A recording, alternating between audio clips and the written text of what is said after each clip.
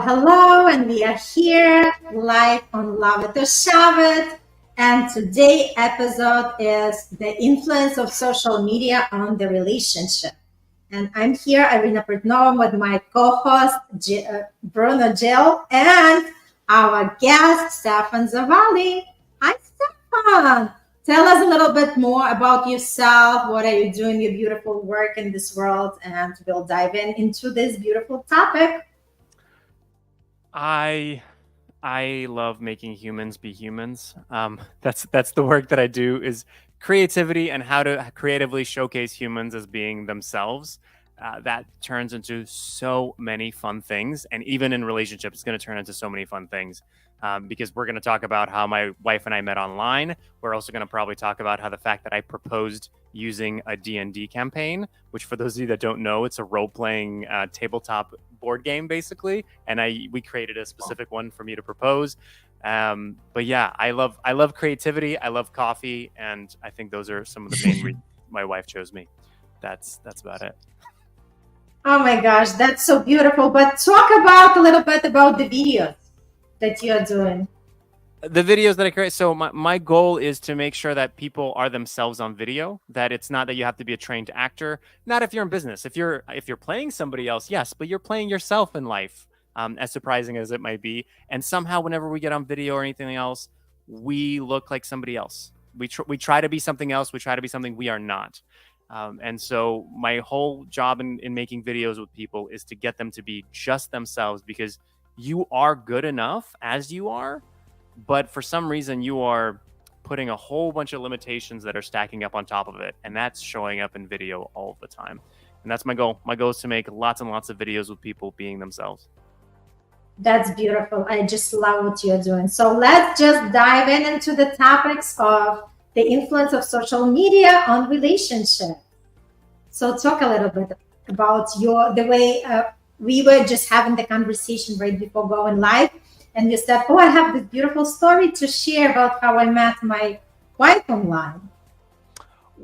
Well, I'm going to start with so that's online dating, even further past social media. But it's very interesting how so much of online dating and social media overlap, because online dating profiles are basically now social media kind of stuff. The kind of pictures that you see, it's all there. You can get catfished all of the time.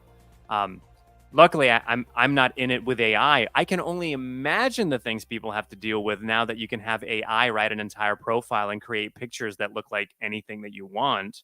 And it just makes it that much easier. You don't need to be good at Photoshop. You just need to type in some words into a prompt. But overall, social media, as far as dating, it can be great because it takes away the fear sometimes that you have of, I don't know this person, I can't really get to know this person. If it looks too perfect on social media, it's probably not perfect. Actually, I can say it's definitely not perfect. And just because you don't see the issues, whether that be in other people's relationships that look, oh my goodness, they went to the beach and it was fantastic. It wasn't. They got sandy. Their swimsuits, they got a wedgie. Promise you, it wasn't perfect. Because that's social media. And we as humans feel that we need to showcase all of the positives and only the positives. And life is not always positive. Sometimes it's negative, but that's okay. That's the beauty of it. That's the balance, that it has to be this way. And I think that more and more now in social media in general, in my work, we're seeing the swing in authenticity, which I don't like authenticity, but that's a whole, we can talk about that, but that's a different subject. That if we can really show ourselves and people can tell that it's ourselves, when it comes to dating, they go, ooh, this person seems real. And now that's powerful. If you can get somebody to say that they seem real, I don't know what it is, they just seem real, I think that's going to have the biggest impact on relationships. That's so beautiful. Thanks for this share. All right, Bruno, do you have any experience with social media, and what is your take on it? I do. Like, for example, I actually, like, for example, with you, Irina, right? The first time we interacted, I thought you were a scammer, right? For real. I actually believe you were a scammer. And I was like, she doesn't really look like a scammer. But at the same time, like, how many of them, like, how many of them are that good, like? But then obviously, like, we just kind of like started going and going, and we talked and stuff, and then we obviously got in video, and I was like, no, it's impossible. It ain't. That's not possible. But obviously, like, it's very tough because, again, like the influence of social media on relationships. I mean, it's just so easy to look like something you're not. Like, for example, the amount of like, I wouldn't say arguments. I'd say like heated like little things that me and Irina got into because nobody, neither me and her, understood the actual way a phrase, a message was said. I didn't mean it this way. Oh, that's not it, right? I'm like, oh. Or she's like, damn, you know, like, okay. So like, it can be challenging. It can be challenging if you're creating like some sort of like connection or relationship behind the phone to then like get like kind of like better with time. It can be challenging because like the person you are getting to know behind a phone with what it is shown to you, even if it's not real, is ultimately what you're going to 100% believe the person actually is, right? That's why a lot of people then get catfished, because they choose to trust proof that is not really proof. It's just what people want you to see. And everybody does that, right? Everybody only shows you what they want you to see. So when somebody says that's pretty real, if it's really real, then it's really rare as well, right? And to be real nowadays is super original. And that's something like I really like about you, Stefan, which is like, we're not gonna do videos in like the most perfect, beautiful way, you know, like so people, right? So we're not gonna put like all these aesthetics and all of that stuff, right? We're gonna show you exactly the way you are, right? If you're completely fucked up, then you're completely fucked up, and people are gonna love you for that, right? So like, and that's so awesome because like, that's something that needs to be on demand, right? Is to have someone who can showcase the way you are and make it look beautiful, make it look amazing, and more of that, obviously. And yeah, that's kind of my take on it. I mean, I have more stories, honestly, but yeah, we'll keep on going with time. I wanted to add, because the way we met with Bruno was my social media people were like cold messaging people, right? So they called message Bruno, and he was like, oh, you know, we are following each other on the, you know, on Instagram. And then he was like, are you interested in email marketing? So we are talking about not just, you know, the personal relationship, the connections, but also the professional, right? And it just like, look where it took us. Like, we are collaborating together. We decided to come up with this talk show, but the point is, he got scared that I was the scammer. But the point is, usually women are the ones who think that the guys are scammers, right? And it's like so well known as well. Like, we have to be like really vigilant, because a lot of guys, you know, nowadays they present themselves who they are not, who they aren't, right? And a lot of times women are like easy targets, especially women who, let's say, haven't been in love and relationship for a long time, and somebody comes along and just, you know, like singing all these beautiful, you know, songs and saying, you know, like, oh my God, you know, like, you're everything what I dreamt of. And there are a lot of scammers in terms of like there are stories where people, like women, were actually transferring a lot of money to all these, you know, like guys, which is like something that I want to make aware everybody who's listening to, like, be very, very, you know, careful. And unless you see the person, talk to them, interact with them, like, don't believe in anything they are saying to you. Yeah, it's interesting. I think it probably, it goes both ways. You see all the pictures of the Instagram models and all that. It can easily go the other way as well, in the sense of sending money and those things. I agree. I think one of the easiest ways nowadays is, if they don't turn on their camera on a video chat, red flag. Granted, if they have a full conversation with you for like an hour and they seem like the person that you've been talking to, but they just don't turn on the camera for the first one, okay, maybe not. There's shyness there. There may be whatever it might be. Still don't send them money. That's not what I'm saying. But but I think nowadays it's a lot easier. And if somebody's willing to put pictures and videos of themselves on social media, but they're not willing to go on camera with you personally one-on-one, just to have a conversation, not anything else in the relationship, that's questionable. That should be a very simple and easy thing to do, because they're obviously not camera shy if they are who they say they are.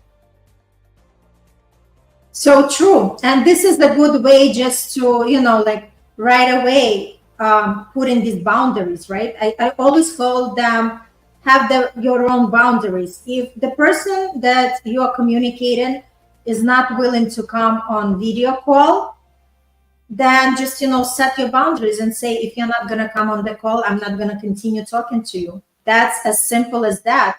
Don't entertain yourself, because you never know where it's going to take you. Mm-hmm. Yeah. And if you're worried that that they're going to record you on the video or whatever it is, you can turn on the video and maybe not show all of yourself. Or there's an initial thing when you're going, okay, I know that sometimes people are worried that somebody's going to screen record and they're going to put out their videos or something else. But after a while, again, I'm saying the same thing. If you're already on social media and putting your face out there, how is it any different if they just have, a face of you? If we're getting into like nude pics and like all that kind of stuff, I'm like, okay, that's a whole different territory. You have fun with that. But if it's literally just your face and you're on social media, what's the difference at that point? Yeah. Absolutely. And I think it's like everything, for the people who are scared of social media interaction or online dating. This is the same as the real world, right? You all also have to be cautious or you're connecting or you're communicating. So I don't see it any other way different. As long as you know exactly what you're looking for and be cautious about it and have your standards and boundaries. This is also, social media is a great way of, connecting and get to know each other better.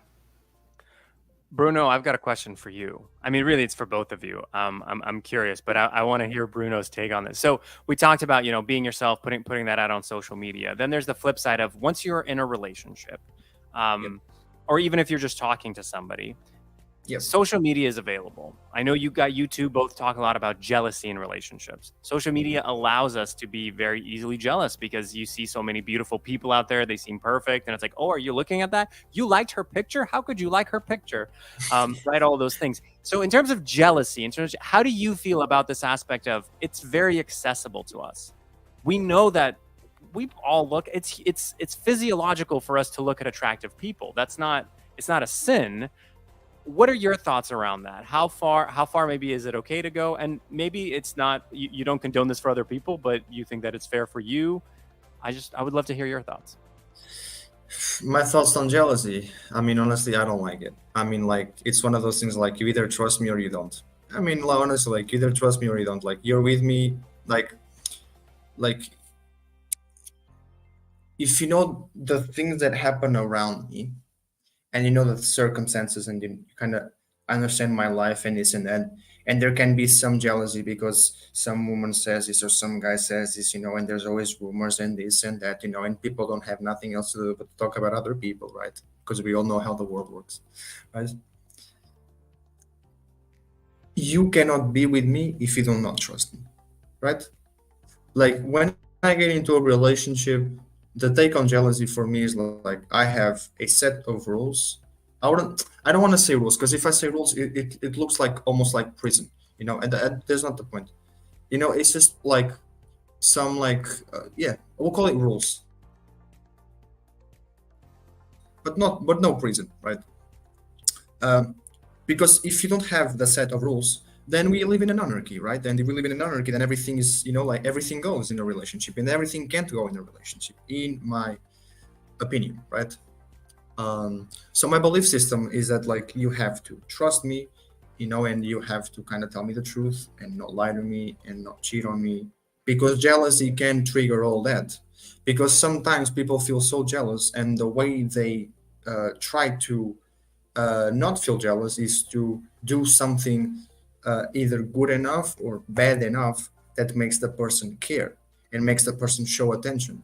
That's how the majority of people try to remove jealousy. Some people, they will go that far as cheating, right? Because they don't see a problem in that because the main goal is not cheating. The main goal is to get their attention, right? But the reality is that they're still cheating, right?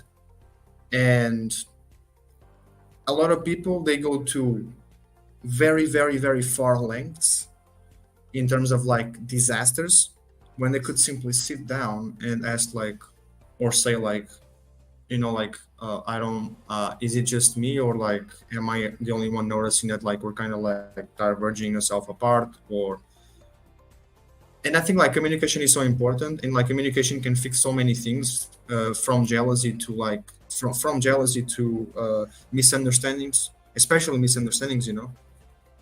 But that's the thing, like I used to be a jealous person in terms of like, oh, I don't like if she looks at this area like this, I don't like this and I don't like that. But like nobody can, you can change people. You can't. So what do you do when you can't change people? You change yourself, right? And you understand that like, because you cannot change people and you can only change yourself, the only real change you can do is how you view stuff and how you react to that stuff, right? Now you have different ways to react to jealousy, right? You can be aggressive, you can be calm, you can be distant, you can give silence treatment, right? All that because like you're kind of assuming something you don't even know if it's true. And that's ego, right? And that's your ego talking louder. That's your ego acting in the way that it shouldn't. You're giving that power to your ego because you just simply, you're assuming a thing that you don't know if it's certain, you don't know if it's true, but because it looked true, because it looked in that way, well, people assume that that's a strong enough reason. Oh, I saw it with my eyes. Oh, they saw that. Oh, no, it's not like that. How could you say that? No. But you're not even letting the person speak. Yeah. Chill. Take a chill pill, man. Like relax. So yeah, that's. Irina, what about you? I mean, I'm also just curious if you have thoughts about where jealousy arises from, because I know you're probably I'm certain you're going to say it's about ourselves. Is that it's we need to deal with our own jealousy. It's not the goal of our partner to fix our jealousy around it. But please, I would love to hear more from you. Thank you. Beautiful question. Actually, I'm not a jealous person at all, because we already had this conversation, because I stand strong knowing who I am. And I would never even go and check on my husband's phone because I just don't have that habit. And I know that we are all adults, and I fully trust, like Bruno said, I fully trust my partner. And at the same token, we understand that we are all human beings. So sometimes we could just, like go together and laugh. And he's like, oh, look at this, like girl, right? And I would be just playing along with him because I find it fun. I find it fun. I don't find it offended because I know who I am. And I know all my values. I stay strong with that. So if there is any weaknesses coming from somebody else, it's their problem. It's not my issue. So for me, jealousy per se doesn't exist, because if you know who you are, if you love yourself for who you are, if you trust your partner enough, and if something like that, because it's life, right? Things happen in life. So just understand that sometimes things could happen. But just be ready for that, and this is not the end of the world. And that is such a perfect answer to bring it that whole the jealousy arc full circle to social media, because with social media we now have access to seeing so many other people that if we don't believe that we are worthy, we are good as we are in the ways that we are, and we see all of the things that we're in our minds worse at than other people, be that looks, be that smarts, be that money, success, whatever it might be, then that is just amplified. And that's really what social media ends up doing, is it just amplifies everything that we already feel and think about ourselves. Because at the end of the day, algorithm, no algorithm, you are the one who is choosing what you are looking at and what you are spending time on. And if you're feeding your own insecurities, they're just going to grow. That's so beautiful, Stefan. And I like that you actually brought it up, because a lot of times social media also could be like that factor where people start comparing themselves, right? Like you said, like I always say, There is always going to be somebody who is more beautiful, who is more smarter, who is more younger, but so what? Just love yourself for who you are and know your value. And you don't have to validate yourself, and compare yourself to anybody else. Yeah. I think it comes from... Because, you know what? Let me just make one more point. Confidence could actually erase all other qualities. Because when the person is confident in who they are and what they can offer, everything else is irrelevant. You don't have to be the most beautiful. You don't have to be the most smart. You don't have to be the most young. But if you're freaking confident, you're going to kill everybody else. Yes. That's exactly what I was going to say, in the sense of, we tend to think that we need to be the best, the smartest, we want to be the smartest in the room, the most attractive person in the room. Part of it, just as an aside, as a realistic aside, you don't, because you have no idea what it actually takes to be the most beautiful woman or man, whatever that actually means, by the way, because different cultures, different perspectives, it doesn't even mean that. But let's say the standard of Western society, the most attractive woman. It takes work to do some of that. You don't actually want it as badly as you think you want it. And yes, it's the courage. And it's ironic, because it's the same thing in business as well, as people say, they differentiate themselves by saying, we are the best at this. You're probably not. You're probably not the best. You have differentiating qualities that are amazing about you, but it's not that you're the best, the most handsome, the strong. It's not those, and you can find what they are. Lead with those. Those are the most you. And all of that. I feel like Bruno's itching to say something. What you got, Bruno? Oh no, I was just listening. I was nodding my head, like I was agreeing with you, my friend. I was agreeing with you. Yeah, I totally agree with you. Like I totally agree with you. It's, like, you're the best. Your qualities are the best in you. Your qualities are not the best in like Irina. Like, your qualities, Stefan, are not the best in me or Irina, right? Because your qualities in me are not my qualities. So I'm just copying you, which means I don't have a light.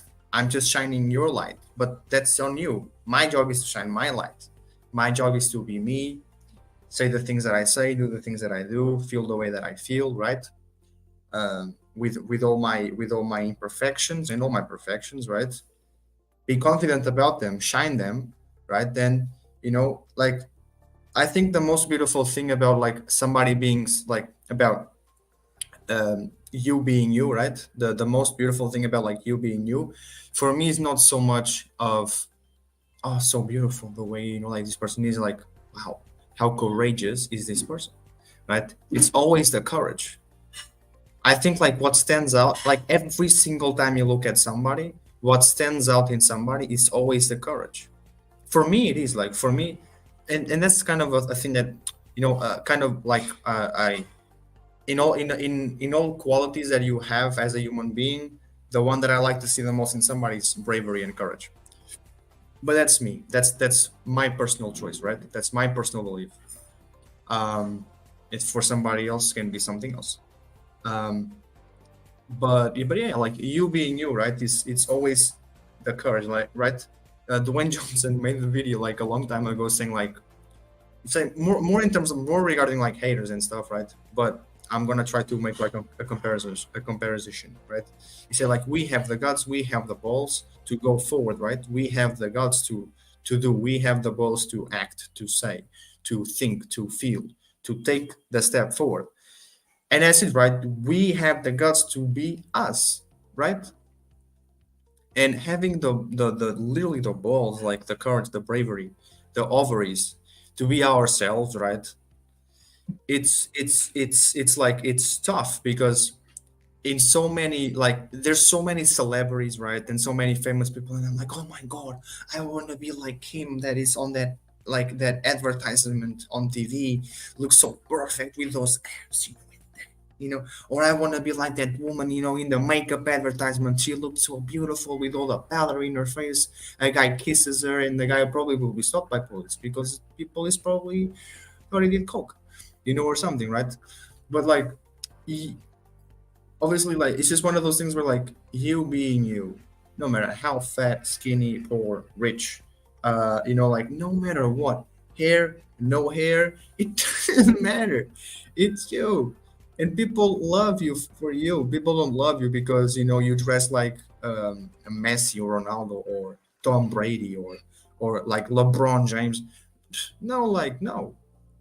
In fact, people, I come to the conclusion that like I have came to the conclusion that people get annoyed when you yourself try to be someone else. Like, why trying to be like him or why trying to be like her? Like people actually get annoyed. It's like people don't want you to be you, but then people get annoyed if you try to be somebody else, right? And it's like, going off of the same thing of like the best kind of stuff that you are the only. It's the other piece that everybody's not going to like you, and that's okay. They shouldn't. There are billions of people. It's fine. You couldn't handle 1 million people liking you, and 1 million people is far less than even 1% of the population. It's less than 1% of the population of the United States is 1 million people. You couldn't handle it. It would be very difficult. I'm curious. So courage, obviously, very attractive for Bruno. Irina, what is man, woman, human? What is to you the most attractive quality that comes to mind? I have the handful.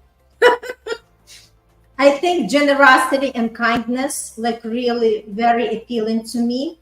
And I always say the most sexiest organ in the person is the brain. That's like my, like go-to.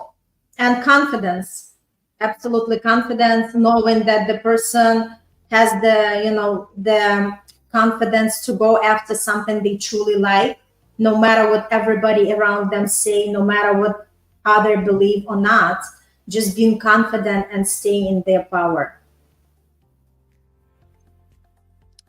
If I had to pick one, and this is only because I've been saying this one for many years, and I very, very rarely use this adjective to describe people, because I think it's so important to me, and that is clever. To me, being clever, and clever is not smart, clever is not witty, clever is not funny. Clever is just this unique blend that I find few people have, where I just go, there's so much in it. If I had to pick one, it would be clever.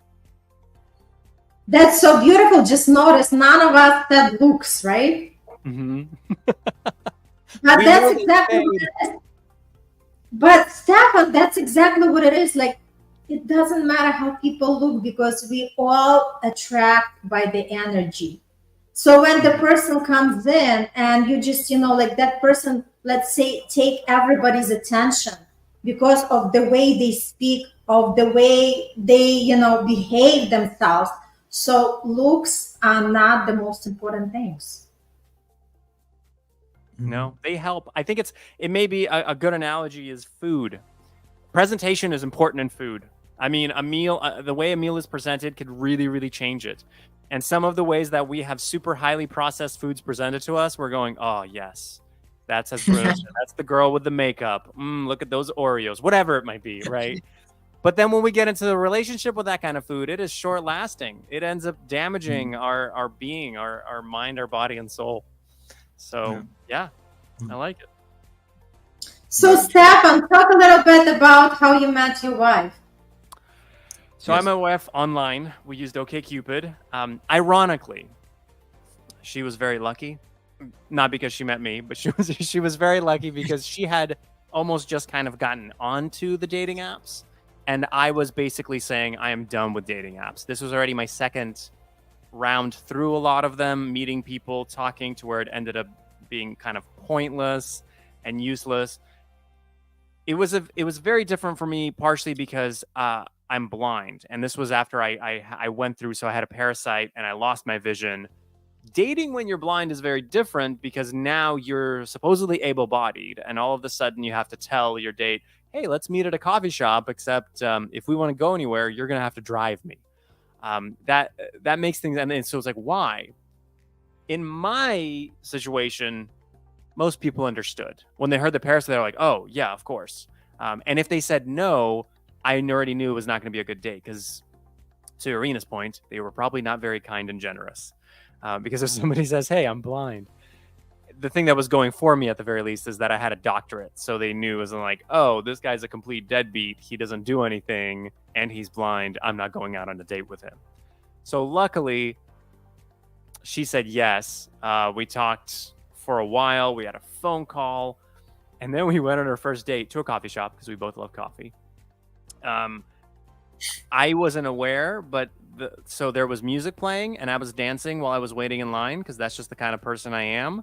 And she was watching me the whole time. I, of course, didn't know because I was blind. I couldn't tell where she was until afterwards when she was like, "Oh yeah, I was watching you dance the whole time."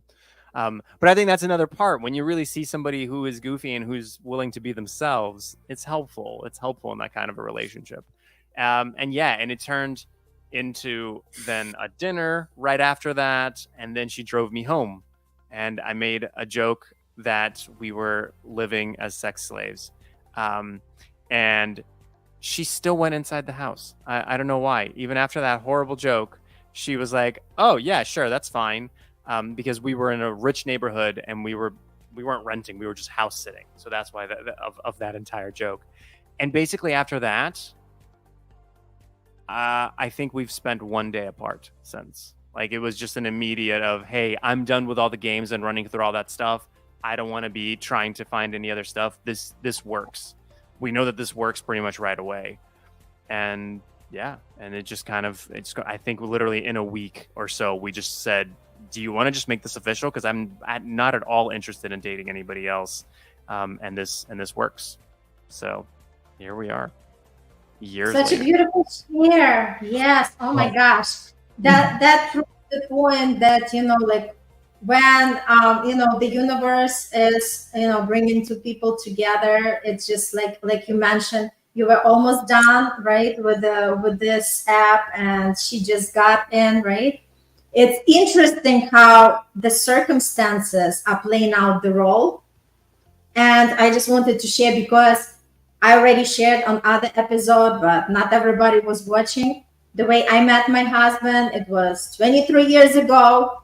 At that point, they didn't have dating apps, or I didn't know. I just, I was about to get married to my ex-boyfriend, but then he called it off, and it was a big deal. And I was like all broke in tears and everything. He went to the army. He got married over there.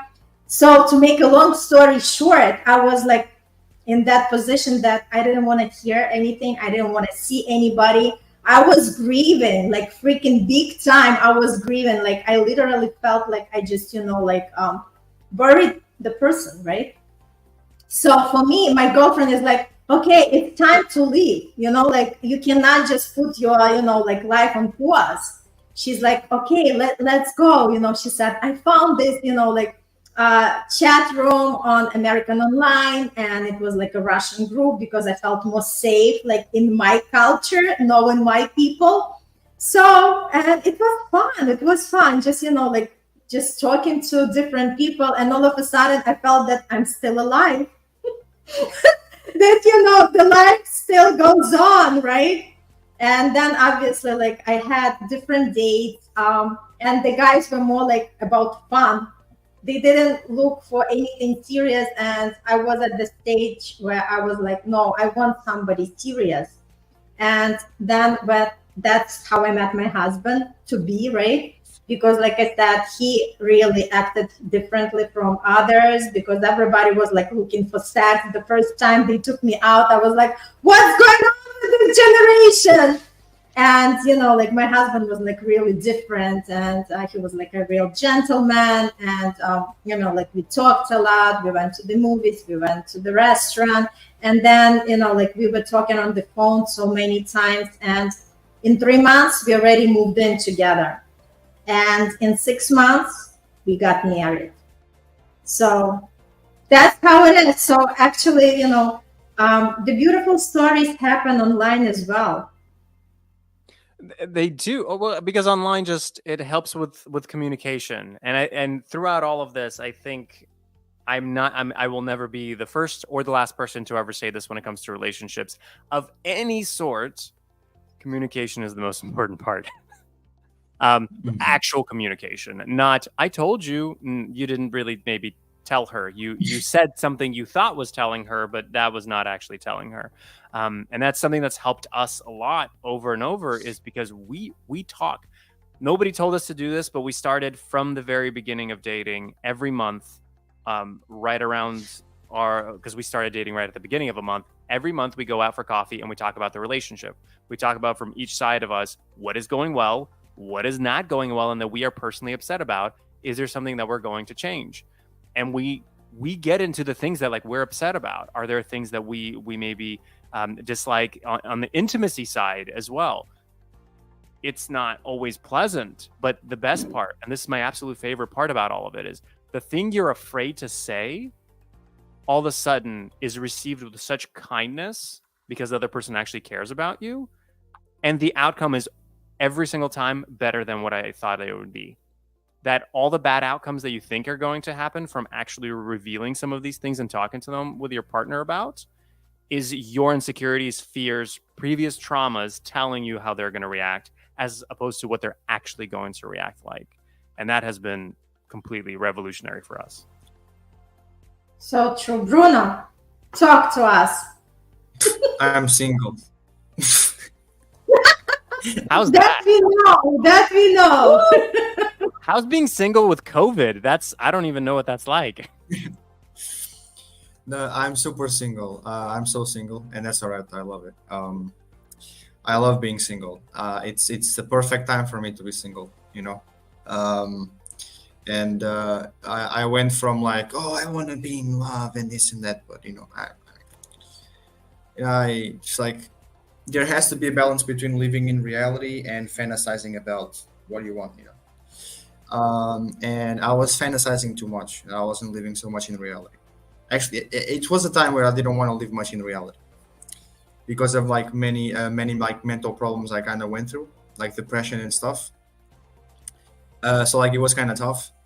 So like at that time I was kind of holding on a little bit, like to like, if I find love, you know, maybe somebody finds me, you know, like attractive enough, and if somebody, you know, like finds me like, you know, like good enough, maybe I am that good, right? But if somebody doesn't love me, then I'm not good, right?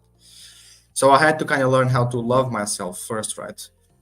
But so that's what I learned, right? Like I had like kind of a failed relationship. It really like bugged me up. And from then on it was like from like 4 or 5 years, it was, you know, like kind of like building the self-love, building obviously. I overcame that in like months, right, of the depression and stuff. But you know, like the three biggest lessons in life for a man, I said it's for a man because I'm a man, right? I cannot say it for a woman because I'm not a woman. I'm not in a woman's body. But for me, I think it's like having like and being broke, a family member dies, or somebody who's close to you, a loved one, or actually like your heart gets broken, right? And for me, my heart got broken, and it taught me a lot. And it taught me a thing that's like there's no point in being a relationship if you don't want to be in one just because everybody else is in one, right? And right now for me, like I'm just living that life, you know, like I'm living that life of like, you know, like I don't know what's going to happen tomorrow. I just know that today I am where I am, and I love being me, and I love being the way I am, and I love doing what I'm doing. And you know, when the time comes to be in a relationship, the time will come to be in a relationship, you know. Yes, I do have a lot of like, let's say, um you know, like there's always like little urges of like, you know, like, oh, I wish somebody was like here with me now, you know, and like we could cuddle a little bit, you know, and you could have like, you know, like we could pleasure each other and stuff. But you know, like that's normal. It's like that doesn't mean like you have to be strong enough to like, because that's not love. That's just, you know, you're just needy. Everybody's needy once in a while. That's all right. Like the point is not like to you never feel those things. The point is feeling those things, accepting them, and letting them go, right? And I think it's important to like be mature enough, because if you're not mature enough to think like that, you're going to ruin your life, and you're never going to be nothing in life, because you eventually become a slave to your emotions, right? And because it's comfortable and pleasurable, it's pleasurable in the moment, but the regret and the shame that you have of yourself after is way higher than the pleasure you felt before, right? And yeah, you know, it's just like I don't want to end up like that, you know. I especially because as a man, I'm very traditional, not toxic, traditional. So like I like to. It's sort of much about having people respect me. It's about like me respecting myself. I wouldn't respect myself if I was a slave to my emotions. Or whatever. Yeah, kind of my take on it. Yeah. So what I really appreciate about what you said is that you build self-love, that it wasn't just like, and then I just loved myself. Because I think that like it's a process. You can't. And so I'm curious from your perspective of it. Do you feel, not that I want you to give us a percentage, but I'm guessing you're still working on loving yourself. Like it's almost a never-ending journey that where you'll uncover things here or there that it's constant. We're always working Can on you share ourselves. anything lately where you're like, where you maybe realized, for me, like my body image is a constant thing of being like, no, you're okay, you're worth it, it's fine. You are harder on yourself than your partner is about how the way that you look. That's my big thing constantly. Is how I physically appear. Would you be willing to share any of yours that maybe have crept up for you lately where you're like, wow, I thought I fixed this, but I'm still working on loving this about myself? Yes, for sure. Oh my god. My patience. Fuck, my patience. My patience. I swear to God, like it's a never-ending thing. Like my patience is a never-ending thing, and like I know I could be so much better if I was just a little bit more patient. But I swear to God, like I have moments where I'm like, I'm gonna kill you. I swear to God, I am, and I'm gonna do it right now. And if I don't do it, I'm gonna go to jail. I swear to God. But then like if I like if but that's the thing, like it's really bad because like it's just like it comes to a moment where like I actually like decide that it's not like a reaction, it's like an actual like decision, and it's wrong, and I'm like, but I'm getting much better. Like that's the thing, like I don't have a problem in saying it because I'm getting so much better. It's like I'm able to breathe much, and that makes me love myself more, right? Because like this preconceived idea that like like as a man, like the higher and the louder you speak, the more masculine you are, and that's not true, right? If you're strong enough to do things that are they almost legal, and that's actual strength, well, it's not, right? And I think real power and truly masculine behavior comes from knowing what you can do, but you don't do it because it's not right and it's not the time, right? It's knowing how to control yourself, right? And at the same time, for me, that's the most important thing for me is learning how to control myself. Like I know I can beat you in a fight, and I know that my words are too good for me to not win an argument, and I know how I can use my qualities so well, right? Your chin breaks the floor because of how much it fell. Like I know that, but I'm not going to do it because what's the point? I don't win anything, right? It's that like ego killer, like it's the ego killer that makes me see a whole new perspective of life. Mhm. And right now for me, that's my way of showing love to myself, because and at the same time maintaining all the attributes that I developed, right? And I'm gonna and then again, like you see, life for me is evolution, right? And it is, right? And the reward you get out of struggle is wisdom, right? And the reward you get out of life is evolution, right? And everything is connected because struggle makes you grow. So like nobody likes to suffer, right? But suffering for me, as a bit fucked up as it's going to sound, struggle for me makes me kind of like feel like a man, right? Especially because of my traditional way of being. Can be a little bit of a toxic behavior to think, but it does make me feel like a man. The difference is that like I struggle. If the struggle comes to me, I know why it comes. It's for a reason. It's for my evolution, right? I know there's something out there greater for me, but I need to suffer now, right? So then I can be ready for what is for me, right? Because I could never be ready for that, right? A long time ago, I suffered public humiliation, right? And I really felt it, and I felt it in my intuition, and that's literally people's biggest fears, right? and I felt broke. I felt like people were like breaking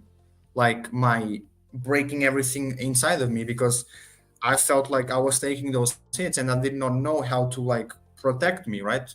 So I got like an anxiety attack, right? I felt like I felt spiritually raped. Let's say it, right? I felt spiritually raped, and it broke me. It broke me so much, so much, so much. I spent 3 days. This was months ago. I spent 3 days like in the dark, because I wasn't hungry. I wasn't whatever. I was just like, I want to die. Like that was it. I just wanted to die. But again, like obviously, like I went forward. I went for better. I went for more, right? And I'm still alive, obviously, and I'm still here and whatever. But it's for a reason. It's up to you to kind of know why, right? And at the same time, like, you have to be conscious and you have to be humble enough to be confident and say, the majority of people would have probably committed suicide based on what happened. And you know that because of the way you felt, right? People know what it is like to do whatever, right? What is probably the percentage of people, right, that would have taken a step forward towards change? How many people would even thought it would be possible for you to come back from a situation like that, right? And you know that because of the way it hit you, because of the way you felt, right? And it's always about the way you feel, because usually people think like, oh, the harder it feels, the tougher it is, right? And it is. If it feels really hard, you just have more work to do, but that's fine, because that's when like real people are tested, men and women, right? Yeah. Like, speaking of the way of feeling, Irina, I do want to hear your take on that, by the way, as well. I know you're Mrs. Perfect. You love yourself fully and 100%, but I just beg for that 0.0000001% that still recurs every now and again for you. What is something that you maybe struggle a little bit on repeatedly teaching yourself to love about yourself again? Well, I was about to share the practice that I do to increase the self-love. Can I do that instead? Yeah, well, I think those go hand in hand. Share the thing that you struggle with, and then tell us the practice and how you would use it to improve it. yes. What I'm struggling with, it's a good question. Am I struggling with something? I can't say that I have something like really, in my face. But I know that we all here, like we all have our flaws, and it's okay to accept it. And what I, appreciate about myself, I'm very open. Like if people see that I'm just, like coming too strong, right? Because I always kind of compare everybody to myself, right? Why that person can't just talk, speak up? Why that person just, doesn't stand up for themselves, or why this person doesn't do anything about it, right? So I'm like, I'm learning more to let go of the control, which I'm doing pretty good. But there is still area to, work on. So that's exactly what I'm doing. Be more conscious about that and accepting the people for who they are, and know that everybody on their own journey, and you cannot make everybody be the way you want them to be, right? So this is, I think, like one of the areas I'm still working on, knowing that it's okay for people to be where they are and accept them for who they are. And if they don't want to do something, just, be okay with them. Don't push them. Don't tell them what they're supposed to do, because they are the ones to decide for themselves. So this is something I'm working on. And in terms of like loving myself, I just do the affirmations every morning. I stand in front of the mirror and I share on another podcast. These are the words that I'm saying. I just stand in front of the mirror, looking deeply in my eyes. And I just say, I love you, Irina. You are the magnet for love. I'm getting better and better every day in every way. And that just set me up for the day. Because no matter what, you know what, Stefan, just another comment, no matter what, we have to learn how to love ourselves. Because we were never raised with that, right? Nobody taught us. All we knew about how to criticize, how to be, negative on ourselves and all the time blame ourselves for something. So now we are relearning, right? We are like reprogramming our mind with something more powerful, with something that gives us more benefit rather than, being judgmental and negative and always saying that we are not enough. Not that I wasn't like that. Yes, of course, at some point I was, but it all takes practice and understanding that it's not serving us any good. Do you say your affirmation in English or in Russian? That's exactly how I say in English. Okay. That's exactly the words. Yes. I have interestingly found that if I can truly feel it, if I can say it in Russian and truly feel it, since Russian was my first language, it is so much more powerful. It speaks to some deeper part of me. I had to get speech therapy several years ago because the muscles around my throat were tightening up from me doing a lot of public speaking, singing, all sorts of things. And we found that when I tried to say a syllable, even just a vowel, even just like an A, if in my head was thinking an A in English, everything tightened. And if I went in Russian and just thought that it was part of a Russian word, everything relaxed. And that it is so attached to me from my initial language. And it's that much harder for me to do affirmations in Russian because I have to believe that thing to my core. And if there's even an ounce of doubt, it feels fake to say it in Russian. But I have no problem saying it in English. So I was curious. It's an interesting thing. No, it's just for me, like I use these languages interchangeably. But my point is that I learned that there was like one man on video that I watched him. He was like introducing that affirmation. I learned from him. He was talking in English and that's how I took it. And it's been over the year that I'm saying that. And it works. What's changed over the year for you? How's Well, a lot of things changing, right? Because we never stay, we always, grow and evolve. And just, more confidence, more, like appreciation for who I am and knowing that whatever I'm doing it because that's how it should be on my path. So just acceptance, appreciation, and understanding that, no love is more enough, enough. It's always, you could always love more the same way you could always love yourself more, the way you could always love everybody else around you more. Yeah. Stefan, we really wanted to hear the story because, before we wrap up, it's so beautiful. Like you have to come back for the show.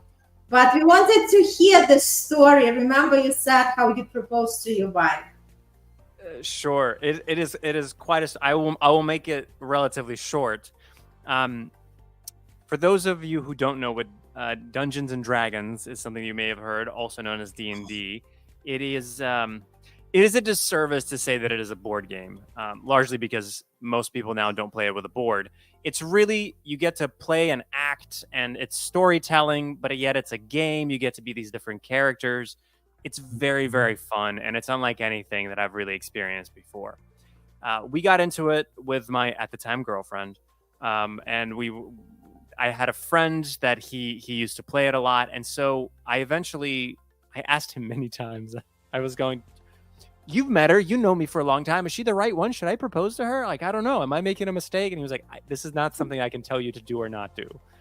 He was like, "One thing I can tell you for sure is I'm not going to tell you not to propose, but I'm definitely not going to tell you to propose. That decision is finally yours, but she's not a bad match. I don't see any red flags for you to push away from." And so in the end, what happened is that he designed an entire story around it. So we incorporated her favorite animals. various parts.